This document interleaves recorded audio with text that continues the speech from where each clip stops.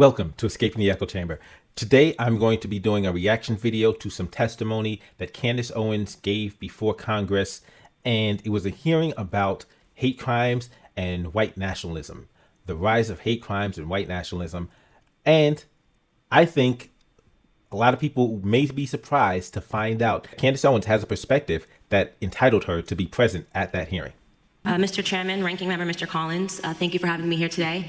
I received word on my way in that many of the journalists were confused as to why I was invited, and none of them knew that I myself was the victim of a hate crime when I was in high school. That's something that very few people know about me because the media and the journalists and the left are not interested in telling the truth about me because I don't fit the stereotype of what they like to see in black people. I'm a Democrat, I support the President of the United States, and I advocate for things that are actually affecting the black community. I'm honored to be here today in front of you all because the person sitting behind me is my 75-year-old grandfather. I've always considered myself to be my grandfather's child, and I mean to say that my sense of humor, my passion, and my work ethic all comes from the man that is sitting behind me. My grandfather grew up on a sharecropping farm in the segregated South. He grew up in an America where words like racism and white nationalism held real meaning under the Democrat Party's Jim Crow laws. My grandfather's first job was given to him at the age of 5 years old, and his job was to lay tobacco out to dry in an attic in the South. My grandfather has picked cotton, and he has also had experiences with a Democrat terrorist organization of that time, the Ku Klux Klan. They would regularly visit his home and they would shoot bullets into it. They had an issue with his father, my great-grandfather. During my formative years, I had the privilege of growing up in my grandfather's home. It's going to shock the committee, but not once, not in a single breath of a conversation did my grandfather tell me that I could not do something because of my skin color. Not once did my grandfather hold a gripe against the white man. I was simply never taught to view myself as a victim because of my heritage. I learned about faith in God, family, and hard work. Those were the only lessons of my childhood. There isn't a single adult today that in good conscience would make the argument that America is a more racist or a more white nationalist society than it was when my grandfather was growing up. It's interesting that she says she wasn't told she was a victim, and then she actually became a victim of a hate crime. So interestingly enough, the thing she's praising about the way she was raised actually left her completely unprepared for the reality of that she would face as a black woman in America in the 21st century. And yet we're hearing these terms sent around today because what they want to say is that brown people need to be scared, which seems to be the narrative that we hear every 4 years right ahead of a presidential election. Here are some things we never hear. 75% of the black boys in California don't meet state reading standards. In inner cities like Baltimore, within 5 high schools and 1 middle school, not a single student was found to be proficient in math or reading in 2016. The single motherhood rate in the black community, which was at 23% in the 1960s when my grandfather was coming up, is at a staggering 74% today. I'm guessing there will be no committee hearings about that. There are more black babies aborted than born alive. Well, when it comes to single motherhood, I'm like, what exactly could Congress do? I mean, I guess they could hold a hearing just to see if there was anything they could be doing, anything they were doing to interfere, anything they weren't doing, anything they could do that might facilitate lowering that rate. But I'm not sure we really want to give Congress too much power in that regard. In cities like New York, and you have Democrat Governor Andrew Cuomo lighting up buildings to celebrate late-term abortions. I could go on and on. My point is that white nationalism does not do any of those things that I just brought up. Democrat policies did. Okay, but like, here's the thing. You just said that black kids are suffering under these policies. Black homes, black people are suffering under these policies. So then, yeah, like, it is like, if black people are disproportionately suffering from these things, then you're saying that this isn't about racism? And if it's not about racism, if racism isn't the product, isn't the catalyst for those policies, then why are you bringing it up here? Just like that would be something you could bring up at a different time.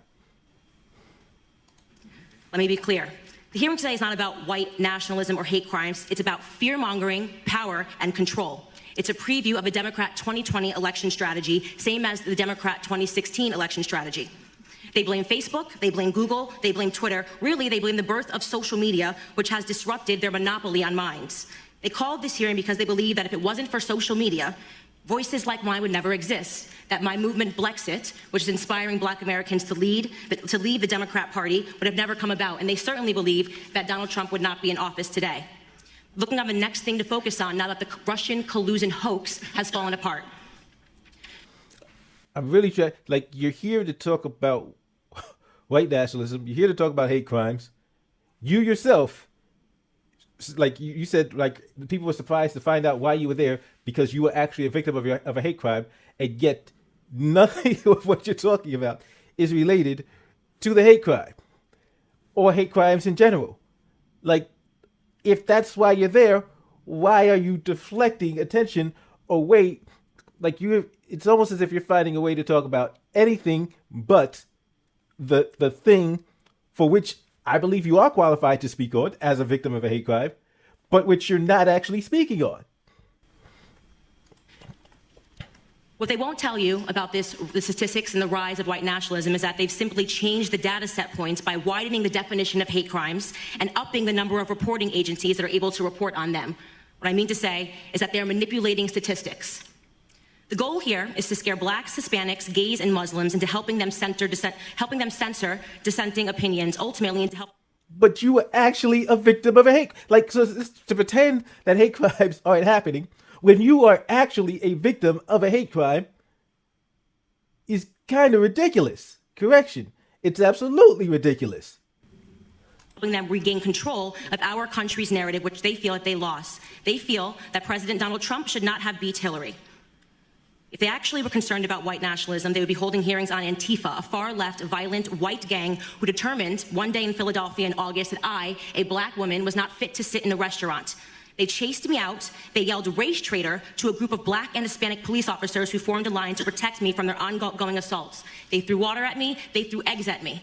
And the leftist media remained silent on it. Okay, wait a minute. So you're claiming that's a hate crime. So then that's two hate crimes. Why? Why are you not speaking on that? Like, you could have spent your 5 minutes right now speaking on that. Yet you chose to talk about Black single motherhood rates, Black, reading proficiency, which, if you were making a claim that was due to racism, it would be pertinent. But you're not claiming. You actually claim that's like it has nothing to do with racism. It's just democratic policies. So you're saying that's not racially motivated. That there's nothing to do with racism.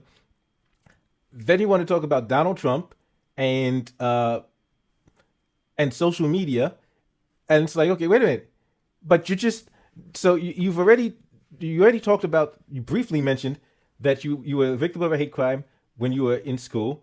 Now you're claiming that you were a victim of another hate crime as an adult. And I remember seeing the footage of that.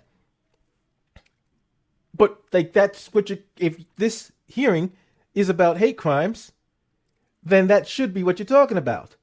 But you just say, like, white nationalism isn't really a thing. It's not really on the rise. But you yourself have, by your own admission, you've been a victim of hate crimes twice in the 21st century.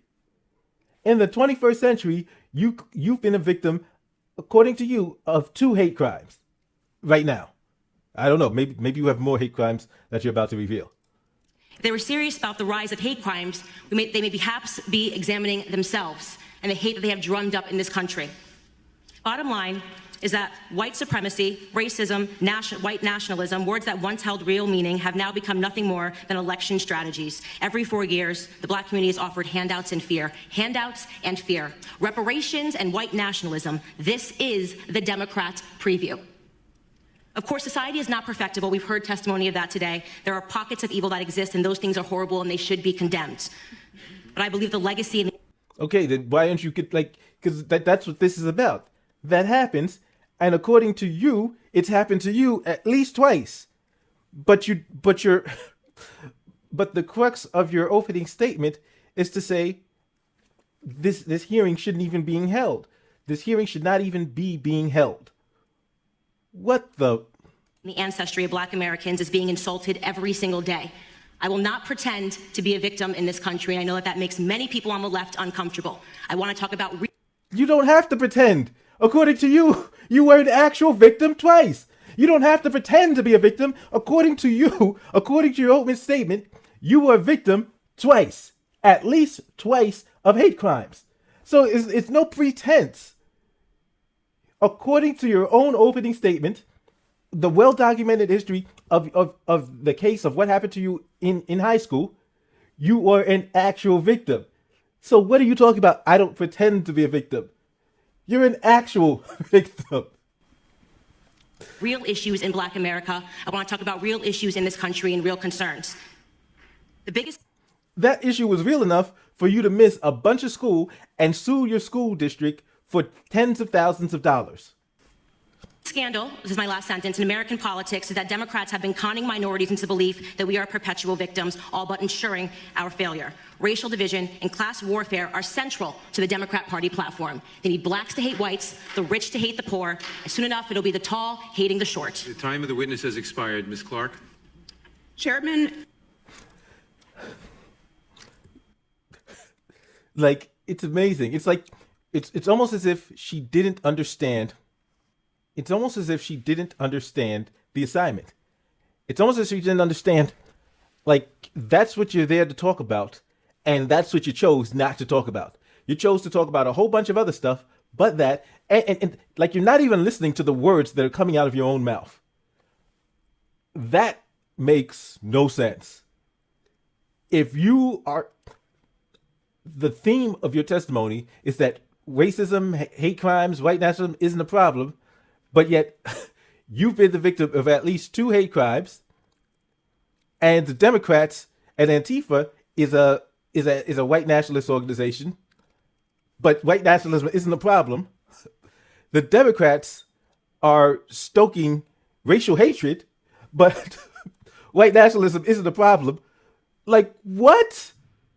Like, do you even listen? This is why Candace Owens cannot be taken seriously, because she does not. And this is why it makes no sense for anybody to listen to Candace Owens, because Candace Owens doesn't even listen to Candace Owens.